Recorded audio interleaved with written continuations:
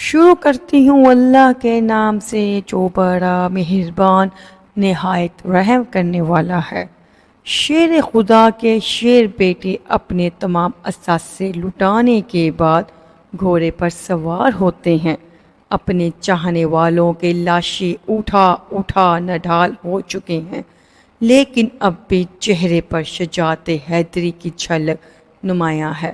شمر اور عمر بن سعد جب ذوالفقار حیدری کو میدان کی طرف آتے دیکھتے ہیں تو پریشانی سے پیشانی پر بل پڑ جاتے ہیں۔ دنیا کا یہ واحد موقع تھا کہ جہاں ایک طرف 22,000 کی فوج تھی اور دوسری طرف صرف ایک شخص اپنی تلوار لیے گھوڑے پر کھڑا تھا، اور شاید ہی ایسی ڈرپوک فوج آپ نے دیکھی ہو کہ 22,000 میں ایک بھی ایسا مرد نہیں ہے جو تنہا نواسۂ رسول شیر خدا کے شیر کا مقابلہ کرنے کا سوچ رہا ہو۔ ویسے بھی ان سب نے سن رکھا تھا کہ ان کے نبی صلی اللہ علیہ وسلم نے فرمایا تھا، حسین مجھ سے ہے اور میں حسین سے ہوں۔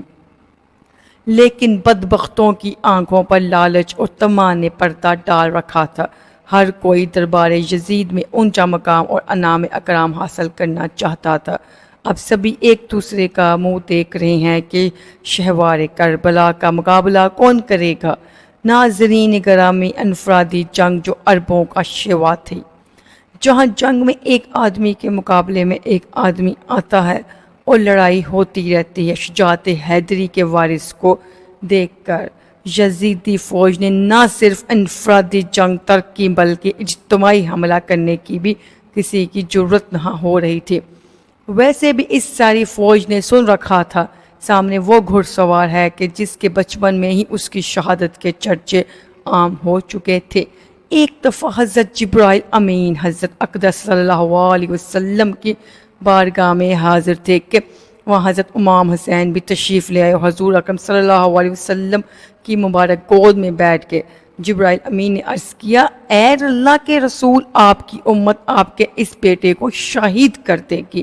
حضرت جبرائیل نے مقام شہادت بھی بتایا اور مٹی بھی پیش کی۔ دیکھیے ذرا منظر کشی کرتا ہوں کہ ایک اکیلا گھڑ سوار 22,000 کے لشکر کی طرف بڑھ رہا ہے، تو دوسری طرف لشکر کا امیر عمر بن سعد شمر سے مشورہ کرتا ہے کہ ہمیں حسین اور تیروں کی برسات کرنی چاہیے، کیونکہ اگر وہ ہماری صفوں تک پہنچ گئے تو ہمارے سینکڑوں سپاہی اپنی جان گنوا بیٹھیں گے۔ اب حال یہ ہے کہ نواسۂ رسول حضرت امام حسین میدان کی طرف بڑھ رہے ہیں اور بزدل فوج دور سے ہی تیر چلا رہی ہے کہ کہیں اگر یہ ہمارے قریب پہنچ گئے تو ہم نہیں بچ پائیں گے۔ امام عالی مقام کو تیر لگ چکے ہیں۔ شمشیری حیدری پر پورا لشکر یکبارگی سے حملہ آور ہوتا ہے۔ خوف کے مارے فوجیوں کی گردنیں کٹ رہی ہیں۔ سینکڑوں یزیدی فوجی جہنم میں واصل ہو چکے کہ اچانک امام عالی مقام کو اذان کی آواز آئی اور آپ نے اپنی تلوار روک دی اور نماز پڑھنے کی مہلت مانگی۔ یہی وہ وقت تھا کہ تلوار کلہ مقابلہ کو کاٹتی ہوئی کاسائے سر تک پہنچ گئی اور خون کا فوارہ نکل پڑا۔ جیسے جیسے وقت گزرتا گیا، امام کے جسم پر تلوار اور نیزوں اور تیروں کے زخم بڑھتے جا رہے تھے، لیکن پھر بھی کسی کی ہمت نہ تھی کہ شجاعت کے اس کوہکراں کو شہید کر سکے۔ شمر معلون کے کہنے پر سب نے تیروں کی برسات کر دی۔ خولی بن یزید نواسۂ رسول صلی اللہ علیہ وسلم کا سر کاٹنے کے لیے آگے بڑھا، لیکن ہاتھ کانپ گئے۔ پھر شکیل قلب بدبخت اور ذلیل سنان بن انس آگے بڑھا اور انعام اکرام کی لالچ میں امام عالی مقام کا سر تن سے جدا کیا۔ معلون اپنے زیاد کے حکم پر تمام سر نیزوں پر چڑھا دیے گئے اور جسم اطہر کو گھوڑوں کی ٹاپوں تلے پامال کیا گیا۔ شہادت حسین رضی اللہ تعالی عنہ تاریخ انسانی کا ایک غیر معمولی واقعہ ہے کہ پیغمبر کے پیروکاروں نے اپنے نبی صلی اللہ علیہ وآلہ وسلم کے نواسے کو بے دردی سے شہید کر کے اس کا سر اقدس نیزے پر سجایا۔ یہی نہیں، خاندان رسول صلی اللہ علیہ وسلم کے شہزادوں اور اصحابہ حسین کو بھی اپنے انتقام کا نشانہ بنا کر انہیں موت کے گھاٹ اتار دیا۔ نواسہ رسول ابن علی رضی اللہ تعالیٰ عنہ ان کے 72 جانثاروں کے خون سے کربلا کی ریت ہی سرخ نہیں ہوئی، بلکہ اس سرخی نے ہر چیز کو اپنی لپیٹ میں لے لیا۔ محدثین بیان کرتے ہیں کہ امام عالی مقام کی شہادت پر نہ صرف دنیا روئی، زمین و آسمان نے بھی آنسو بہائے۔ محدثین بیان کرتے ہیں کہ نواسہ رسول صلی اللہ علیہ وسلم کی شہادت کے وقت بیت المقدس میں جو پتھر اٹھایا گیا اس کے نیچے سے خون نکلا۔ شہادت حسین کے بعد ملک شام میں بھی جس پتھر کو اٹھایا گیا اس کے نیچے سے خون کا چشمہ ابل پڑا۔ محدثین کا کہنا ہے کہ شہادت حسین پر پہلے آسمان سرخ ہو گیا، پھر سیاہ ہو گیا۔ امام طبرانی معجم الکبیر میں محمد بن سیرین سے روایت کرتے ہیں کہ حضرت امام حسین رضی اللہ عنہ کی شہادت کے وقت آسمان پر سرخی چھائی رہی۔ اس کے علاوہ امام اپنی کتاب دلائل النبوت البحقی میں یہ روایت نقل کی ہے کہ حضرت علی بن مسہر نے اپنی دادی سے روایت کی ہے کہ انہوں نے کہا کہ امام حسین رضی اللہ عنہ کے زمانے میں کم عمر دوشیزہ تھی، اس وقت آسمان کئی دنوں تک جمے ہوئے خون کی ماند ہو گیا تھا۔ حضرت امام حسین کی شہادت کے بعد سید زادیوں کو قیدی بنا لیا جاتا ہے۔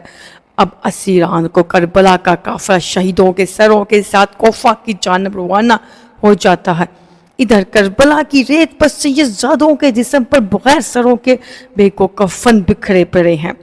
اللہ اکبر، تاریخ گواہ ہے کہ شہادت کے 3 دن بعد 13 محرم کو مقام ناصریہ سے قبیلہ بنی اسد سے خواتین و دریات فرات پر پانی لینے آئیں اور انہوں نے اپنے سروں کے جسموں کو بکھرے دیکھا تو سب کی چیخیں نکل گئی۔